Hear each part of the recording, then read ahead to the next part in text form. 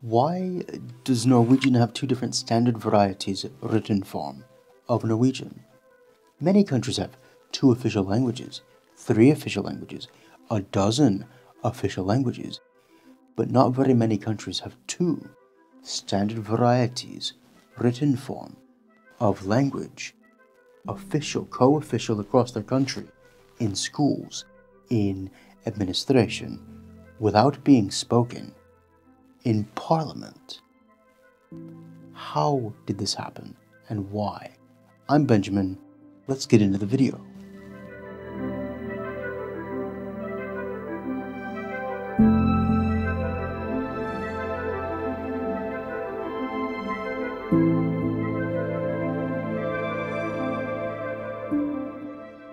First, what do these 2 words mean? We need to break them down. And where are these 2 written forms in Norway? The first, bokmål, book tongue, used by 85% or so of the population. The way you can remember this is you put your meal between your molars on your tongue. Bokmål. The other one, nynorsk, nynorsk, new Norwegian.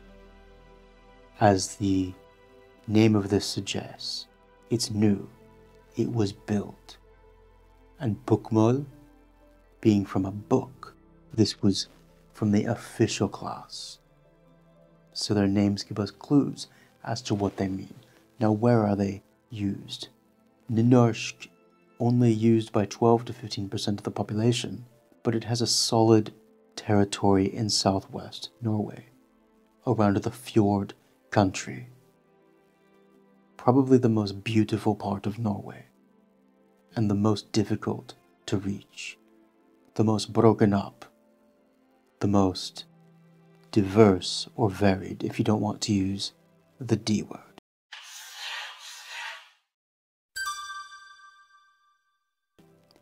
The most varied in accent and dialects. Bokmål, centered around the east, especially around the capital Oslo, but also along the south coast and up north into the Arctic. So that's the geography and roughly the percentage of the people who use it. What about the history? Due to multi-generational problems in the line of Norwegian kings, the Kingdom of Norway was absorbed into the Kalmar Union in 1397, along with Sweden, into the Danish crown's realm. And that is oversimplifying it, but in part, the Scandinavian aristocracy gathered together in a union to fight the Hanseatic League of merchant guilds rising out of northern German towns. Norway and its language came under both Danish and Low German influence. Whilst Sweden revolted and left the Union in 1523, a new union was built called Denmark-Norway. No one really wants to be the second country in a union, do they? The power and prestige was focused in Denmark, and over time, the elite in the towns of Norway spoke Danish, or Norwegian under heavy Danish influence. Later, in the Napoleonic Wars, Denmark-Norway joined the losing side, with the British Navy bombarding Copenhagen. Sweden attacked Norway and was forced back by brave Norwegians. But Norwegians were angry at Denmark for dragging them into a war with the British Empire. There was brief violence, but peace was swiftly restored, and with the Treaty of Kiel in 1814, Norway lost Greenland and was given to Sweden. At this point, Norway is beginning to feel a bit like a woman passed between 2 friends. No one really likes that too much, and so Norwegian nationalism is beginning to grow. Nationhood. Until 1814, Danish had been declared the written language of Norway, the written language of the kingdom. Out of this situation, a mixed language, or a koine, called Dano-Norwegian began to be used by the urban elite class, those who wanted to get on in the world. It was Danish with Norwegian pronunciation, a few Norwegian words with minor grammar differences from Danish. This new language took on more and more Norwegian words with time, until it was called riksmål, or kingdom language, the national language. But this is not a singular thing. The geography of Norway does not make it easy to even form a unified language. The dialects of Norway are rich in how varied they are. It always has been. As far back as 1749, Erik Pontoppidan published a dictionary of Norwegian words that Danish people could not understand, though I digress. In opposition to riksmål, a form called landsmål arose, largely constructed by linguist Ivar Knud as a Norwegian alternative to the Danish written ways. Keep in mind this is the written language form. Knud was living in the west, in the land of the fjords, and each steep gorge of valley had its own network of dialects. They needed a written language to connect them all, and that's what he did. After all, Norway was not part of Denmark anymore. Landsmål, built by Ivar Knud, was largely confined to the more difficult to reach fjord country and higher valleys. The geography is specific. Dano-Norwegian, shifting into riksmål, was the sole official language after 1814. In the early 1840s, Ivar Knud, I'm sorry, I don't know how to pronounce this guy's name quite correctly. In the early 1840s, Ivar Knud traveled the countryside, gathering words, how people spoke and their grammar, and wrote a book, Folkemål, People's Language, about it, from 1848 to 1850. At the same time, in the East, Dano-Norwegian, later to be called Bokmål but called riksmål for now, was going through sound changes and taking on a much more Norwegian flavor. And whilst landsmål was being shaped as a written form by Ivar Knud, riksmål had a leader too, named Knud Knudsen. Knudsen was one of the first to propose Fornorskningen, words spelling loanwords in a Norwegian way. He also reformed the orthography, getting rid of double vowels and silent E's.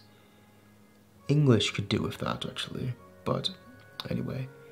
Efforts were made in the 19th century to fuse landsmål and riksmål into a single language, but this only divided Norway further, because even the older Norwegian language had been divided between West and East. For centuries there was a division here, if not millennia. Just look at this map. Most of the orange here is almost impossible to live in. Each fjord has its own dialect, some of them incomprehensible to one another. Furthermore, the country is divided into Atlantic and boreal climate zones.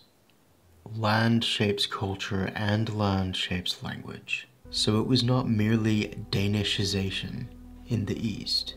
The two sides of the country were different already. It's just that Danish influence made it more so. These two written forms were being shaped by clusters of dialects that are 7-8 hours apart driving in a car today, let alone back 200 years ago.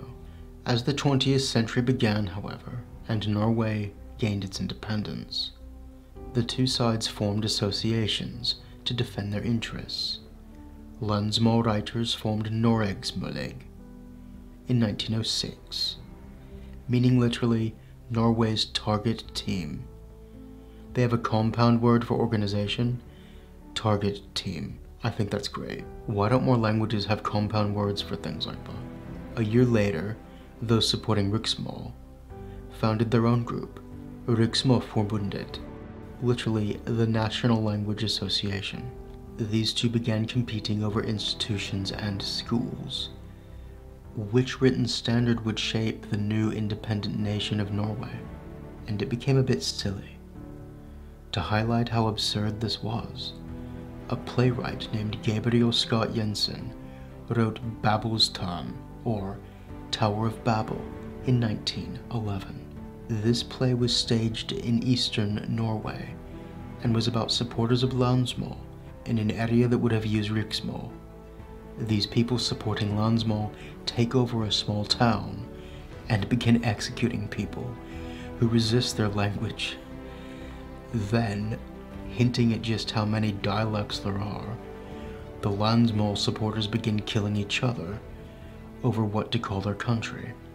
During the play's run, there was at least one fistfight in the audience between people who supported Landsmål and Riksmål. This shows just how divided Norway was over these two written standards, each one in itself being a compromise between several groups of spoken dialects, and the divides can still be seen clearly across Norway today. To help close these gaps and to help allay tensions, these two written standards underwent legal reforms in 1907, 1917, 1929, and 1938. In 1929, Riksmål was officially named Bokmål, and Landsmål officially named Nynorsk, and they've been called so ever since. This was intended as one of the middle steps to creating a unified Norwegian standard called Samnorsk, literally, Together Norwegian. I like that name. It's, for lack of a better word, it's cute. Most Norwegians in the 1920s and 1930s, going forward to the 1950s, supported creating Samnorsk. They wanted unity. They wanted this language debate to be over. But the problem was how, and how not to exclude the country's many and varied dialects without forcing whole regions of Norway, their own people, and their own fellow citizens to accept a written language they could barely understand. They cared about each other. They didn't want to rip someone off from their own language when they actually spoke the same language, just in a very different form. The idea of fusing all of Norway's spoken dialects into one written form dominated Norwegian language reforms until 1966, and many steps along the road were made. However, it was not to be. The diehards of Bokmål, who had refused reforms earlier and still used what came to be known as, or what came to be called Riksmål, those who never changed and moved forward to Bokmål, they fiercely opposed Samnorsk, as did many on the Nynorsk side. The two sides could not agree, with teachers and ministers losing their jobs over these arguments. It was passionate. These things matter. The shape and future of this young country after centuries of foreign rule. What was to be their identity? It's still being shaped today. Anyway, the plan for Common Norwegian was left behind in the mid-20th century, for now. It does pop up now and then. Since the 1970s, the Nynorsk side has largely been in a spirit of speak your local dialect, but write in Nynorsk. During that time, Bokmål and Riksmål have merged more thoroughly, converging. Bokmål has begun to influence urban East Norwegian, the spoken language of the capital Oslo, and the surrounding metro area, and is expanding into Eastern Norwegian dialects. In this regard, Nynorsk and Bokmål could not be more different. Nynorsk is far more dialectical and varied, broken up and scattered by the geography of the fjords. Bokmål is squeezed together by the geography of Oslofjorden, the main waterway going up toward Oslo, and urbanization, squishing it together in density. Naturally, these two groups have different ways of seeing each other. Both have things they are right on and wrong on. Some Bokmål users see Nynorsk as artificially kept alive by the state at the taxpayer's expense, but they fail to understand the geography of their own country's villages and social fabric is a part of who they are too. On the other hand, some Nynorsk users see Bokmål as a Danish imperial identity, but they fail to understand it was native Norwegians who began speaking this koine, fusing two languages into a written form over a period of 500 years of growth.